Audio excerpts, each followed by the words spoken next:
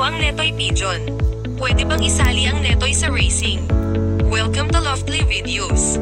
Ang mga Netoy ay tinatawag na native pigeon, rock dove o mountain pigeons. Ang mga Netoy pigeon at racing pigeon ay may magkatulad na katangian, ngunit ang mga homing ng o racing pigeon ay may kakayahan sa pag-uwi. Ang isang homing o racing pigeon ay may inbuilt homing system na nagbibigay daan dito na matandaan at bumalik sa orihinal nitong tahanan o loft sa kabila ng paglalakbay sa malalayong distansya.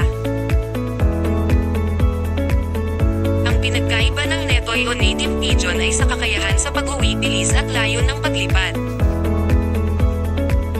Ayon sa pag-aaral ng mga dalubhasa, ang mga native o Netoy na kalapati ay maaaring sanayin upang makauwi, ngunit ito ay hindi lalagpas sa 50 milya.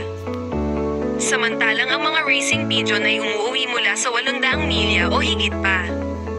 Hindi lang sila umuuwi, lumilipad sila pauwi sa sobrang bilis na kayang ipanalo ang kompetisyon. Ang pinakamabilis na naitala na bilis para sa isang racing pigeon ay humigit kumulang 92.5 milya bawat oras o 149 na kilometro bawat oras. Ang record na ito ay itinakda ng isang Belgian racing pigeon na pinangalanang Bolt noong 2012 sa isang karera mula Arras, France hanggang Antwerp, Belgium.